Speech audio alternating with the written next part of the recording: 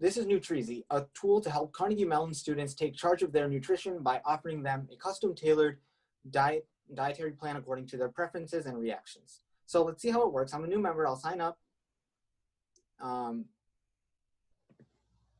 And so I'll put in a username and a password, and then I'll sign up. And it'll ask me for some information, and I will say that some things here that I like and are matched to me. And then I'll sign up, and then I'll see that it's offering me some initial guesses for what I may like. So let me offer my reactions on that. So I'm thinking maybe on that and no on that. And then it offers me a choice of plans, again, according to the same initial guesses. So when I hover over these, I have the option to select any of these. I'll just go ahead and select plan 3 for now, and then I'll submit my preferences. So it gives me a day 1 plan for what I may like. And this is, again, according to the data I provided it, in addition to some other data that it's computed, one of which is the basal metabolic rate, which is down here. And then it tells me to come back in via login later to give feedback. So I'll come back in later and then tell it my sentiment on these, and it will adapt and use its analytics to give hopefully a better plan.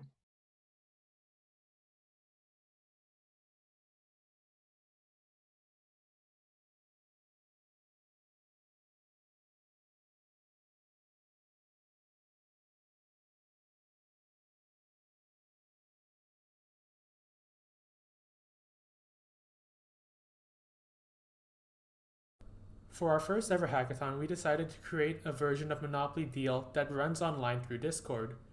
We decided to embark on this project as we had noticed during our summer break that we couldn't play Monopoly Deal online, and we couldn't play it in person either since there was an ongoing pandemic. Therefore, we decided to create a Discord bot for this game so we could play online together. As you can see here, we have side-by-side views of what happens when we start calling the Discord bot for Monopoly. It sends a DM to each user, and each user can then print their cards to see what they have received. Each player receives 5 randomly selected cards drawn from the deck of 36 cards. Then we could play a certain card to charge another player some amount of money. We could also draw cards from the deck. And finally, we can end our turn. We also have a balance function which returns how much money you have in your pocket.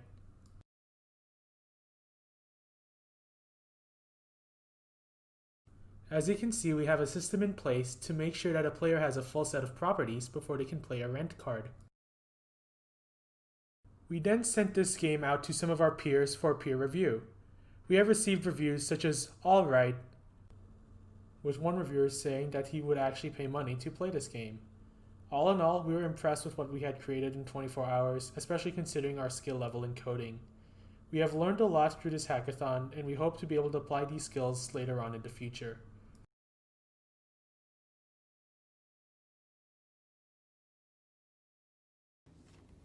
Hi, we are Fluffyland.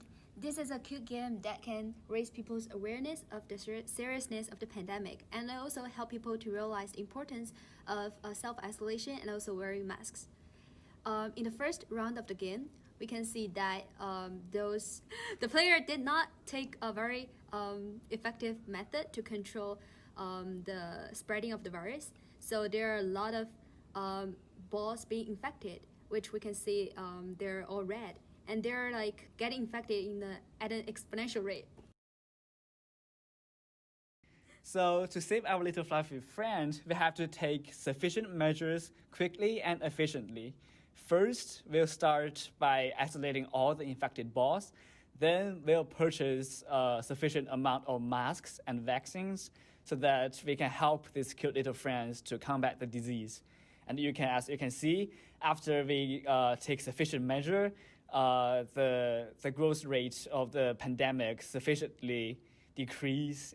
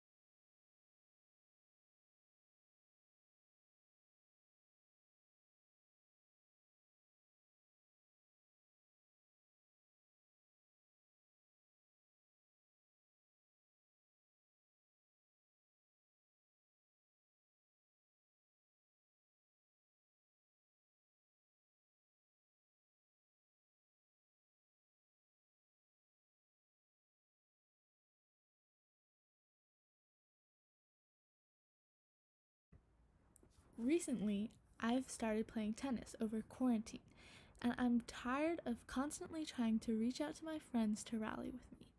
Do you ever have that problem where you want to play a game of basketball, go for a run, and have to text all your friends to see if they have plans or not?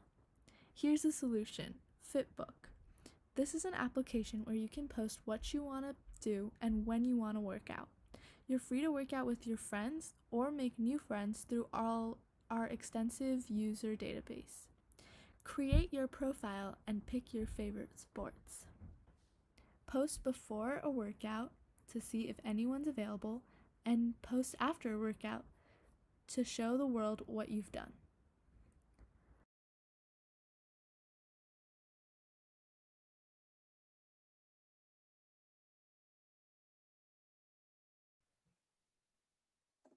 Hello, my name is David. Today we'll be presenting on Taskmaster, our program that we created to aggregate data from Piazza, Autolab, Gradescope, and Canvas. Sean?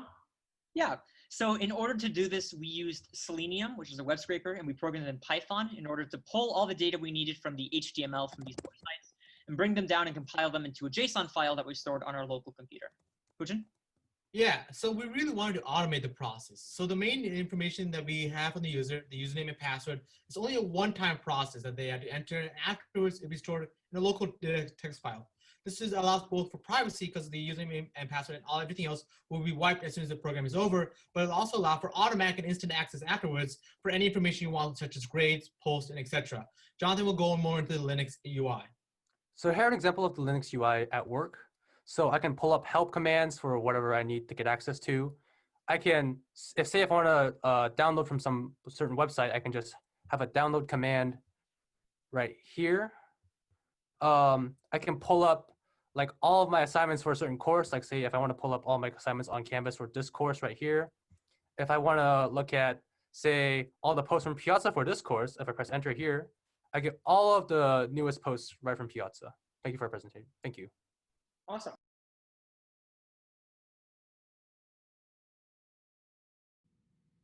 Hi judges, this is our HackCMU project called the CMU Virtual Art Project. This project is designed to foster the growth of collaboration, school spirit, and promote the intersection of technology and art.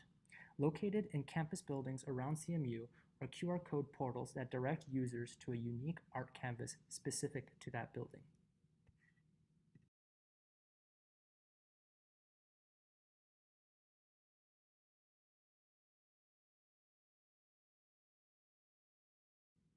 The user is allowed to choose a size by clicking one of the size presets, and is allowed to choose a color using a color picker, which is seen off camera. They can then draw a dot anywhere on the canvas, permanently altering the artwork.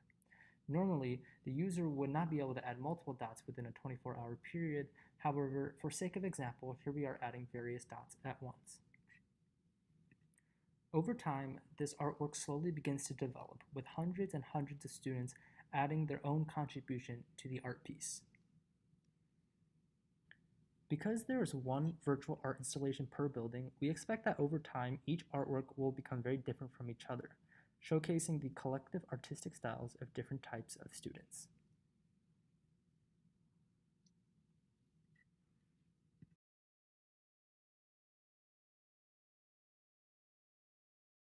As first-year students failing concepts, we've had nightmares of spending hours typesetting our problem sets in LaTeX, a typesetting language for math.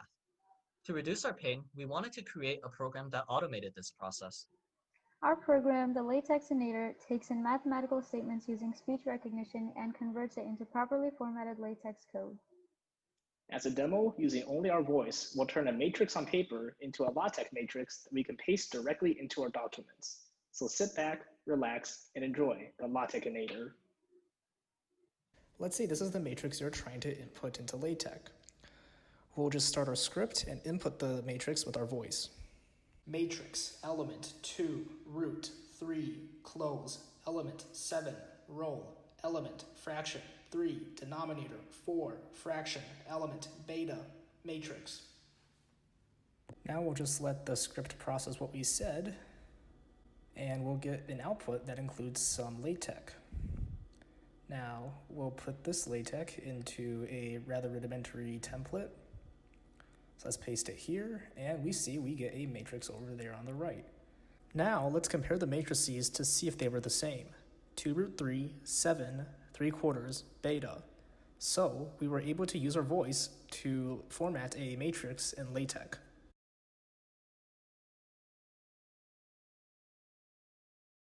As CMU freshmen, a constant frustration at the beginning of the school year was finding office hours for courses while keeping track of assessment dates. We believe this is a common problem faced by many college students, and we have the solution. Easy Calendar, an efficient way of organizing your academic life. The user can sign up or log in as a professor or TA or as a student. Let's first go with the students. I'm logging in with a pre-made account. There's a search bar with autofill that allows you to add your courses. If you make a mistake, you can also remove a course by selecting it from the course list. Once you're finished, there's a button that allows you to download the calendar ICS file and import it into your preferred organizational tool. As a teacher, you can add and edit events to various classes for which you're teaching. This will then be stored in the database for subsequent student calendar downloads. We believe that the Easy Calendar has great potential for automating various academic-related events. In the future, we plan to add more advanced features such as email notification for event updates, single sign-on with different schools, a live embedded calendar for students, as well as more authorized authentication of professors and TAs in collaboration with the schools.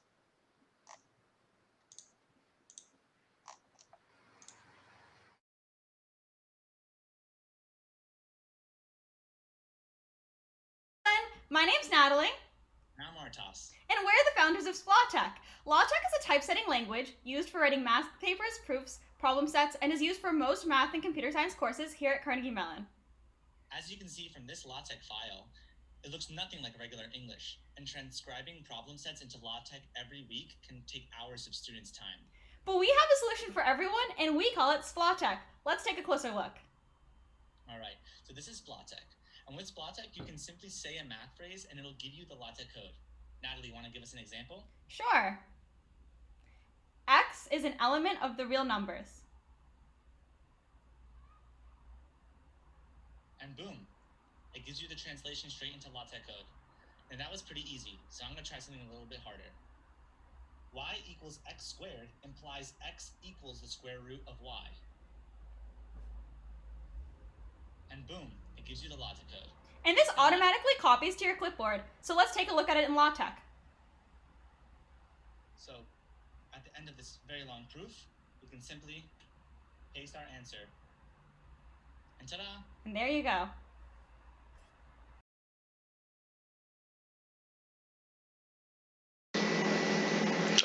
Hello there. Let me introduce to you our hackathon project for HackCMU 2020, which is the virtual closet. The virtual closet is a way for us to index and organize our clothes from our mobile device. We chose this project because we wanted a way to categorize and organize our clothes, and we were inspired by online clothes and shopping websites. So for a demonstration, this is what the home screen should look like. You have an option to view your closet, and you have the option to add items to it.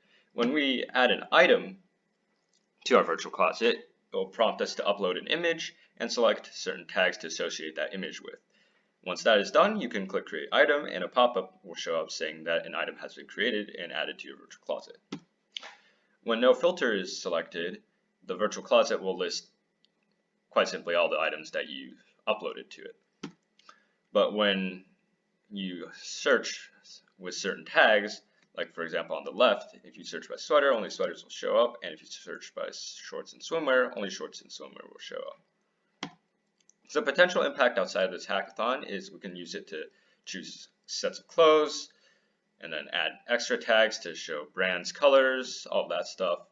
We can even make it have an impact outside of clothing, like sort folders for school. It's just a good way to organize your life, virtualize the things we own, and we can integrate it with machine learning to suggest outfits too. And here's our code.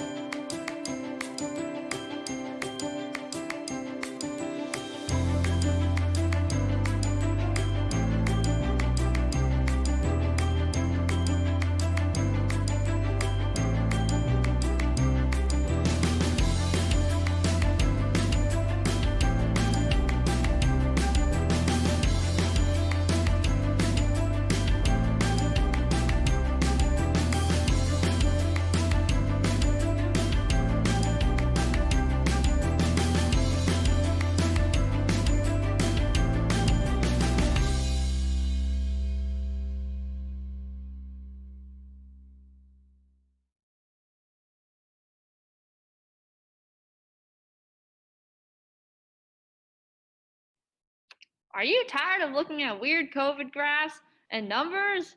Well, me too.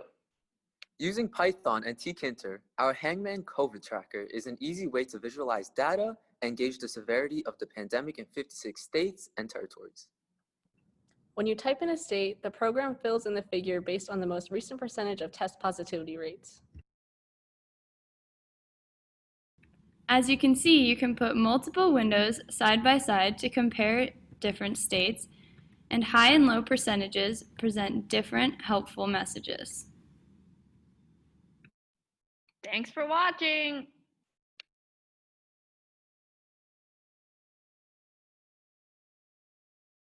Good evening, judges, sponsors, and mentors.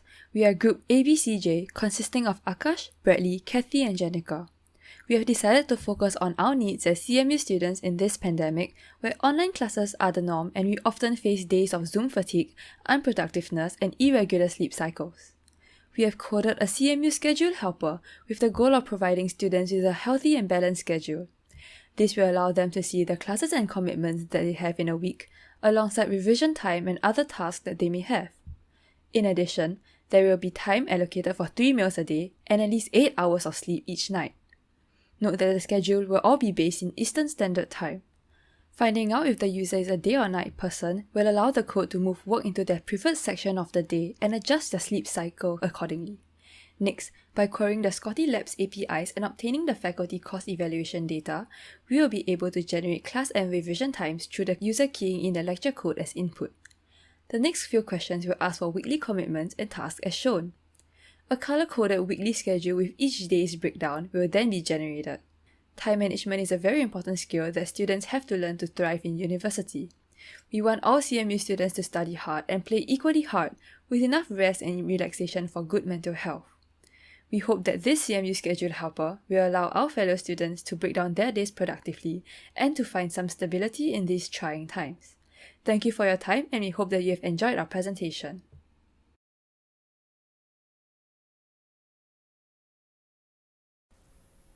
Hello everyone, we are Team Magic Masala. As you all know, this year has been a struggle for all of us in different ways due to the ongoing pandemic. So we decided to choose a topic that impacts us on a daily basis, that is mental health. We don't realize the effect that negative news has on our minds, nor do we get to choose what we hear, especially in these difficult times. So we decided to give people more control over the news they willingly want to read by providing a new search engine that classifies news as positive or negative. We use concepts of machine learning like natural language processing, sentiment analysis, and convolutional neural networks in order to differentiate between positive and negative news headlines. To gather the most relevant and trending news articles, we used APIs and we developed a web application using technologies like Flask, MeanStack, HTML, and CSS. As part of our future work, we would like to integrate this as a plugin with news services like Google News, Facebook, and Bloomberg. We hope that our idea makes a positive impact on a large audience because your mental health is a priority, your happiness is essential, and your self-care is a necessity. Thank you.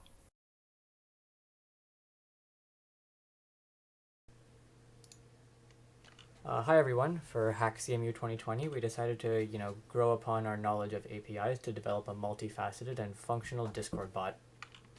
So here, we created a test server to test our bot. Currently, it has a few major commands: news, Spotify, and purge. These commands allow users to access the news as well as search the Spotify API for songs, artists, and albums.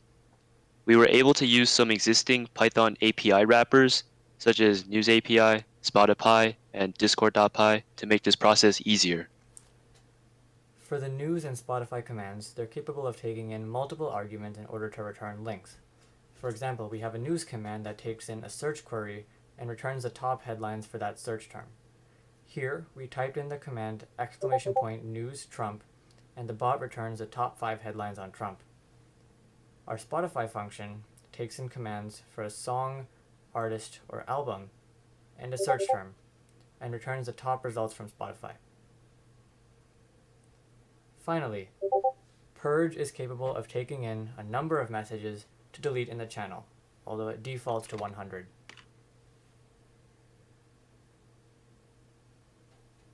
For ease of access, we also included a command for a list of commands at !commands. While the bot does not have any other functionalities yet, we plan on expanding this bot's skill spectrum in the future, hopefully being able to use other sites' APIs and send time notifications to users. In the future, we'd also like to figure out how to implement OAuth 2 to allow for deeper integration with various services, which was the biggest hurdle of this project.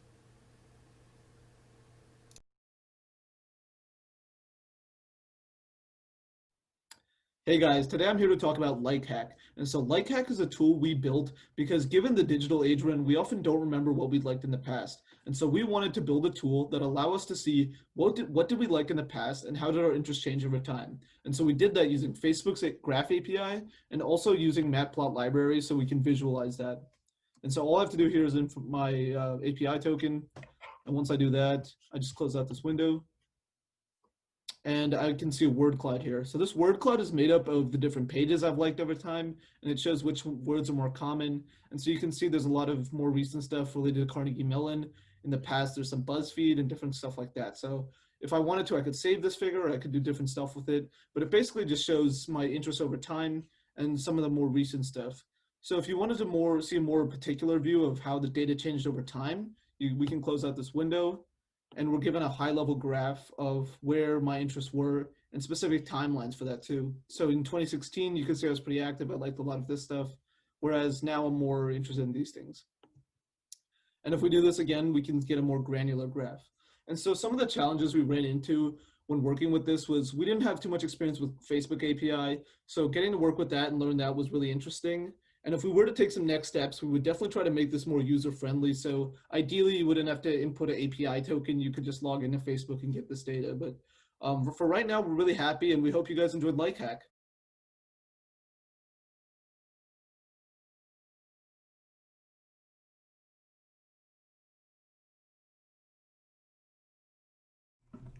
This is St. Vincent College Team 1 submission for the CMU Hackathon. So this is our website that we made. We made it using Angular, as you can see by the little icon up there. But the reason why we made this site is that in our school, a lot of the events are posted online, but they're posted in different websites. Like different websites like baseball games be different from like club meetings and stuff like that. So we wanted to change that around a little bit. So you saw the events right there. You can also add your own events in. So I'm going to make one, SVC Homecoming. We'll make the event date November 30th. Start time can be 3 o'clock. The event price, just $5.99, let's say. And this is all the information, like at an event location. You have to add this in order for the form to submit. And then I'm gonna go ahead and add this image. So you can also add images in. So you see it's right there. Save. And right here is SVC Homecoming. And if you click on it, you get all the information that we just entered and the image.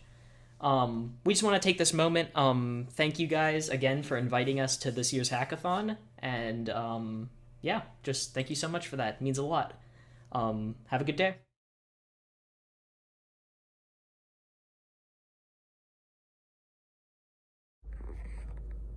Yo, James, what are you up to? Yo, I'm playing this really boring top-down shooter. This is so easy. I could play this game with my eyes closed. Eyes closed, you say? Well, what if you could only play it with your eyes closed? Blind Bandits is a top-down shooter based on sound alone. Players must navigate and eliminate other players with no way to see the map state. Instead, they rely on sound cues to navigate the map, collect objectives, and to eliminate opposing players. In addition, players can only move their character and do actions by voice commands. For example, to move up, the player would have to say move north into their microphone. If they want to get sound information in a direction, they would say echo and then a direction. Or if they wanted to fire, they would say fire and then a direction. The name of the game is sound, and any action a player does will result in a distinct sound being played. We basically wanted to make a game that changes how we think about playing games, removing the out-of-sight experience and how players typically interact with the game, as well as ways we can express information in new formats. Lion Bandits was made exclusively with Python, using Google's Speech API for voice recognition and sockets to handle multiplayer. Luckily, since the game doesn't have any graphics, we didn't have to write any GUI code. We're ECE majors after all. We don't have time for that. Move east. Dang it, I died again. I guess playing a game with your eyes closed isn't so easy after all.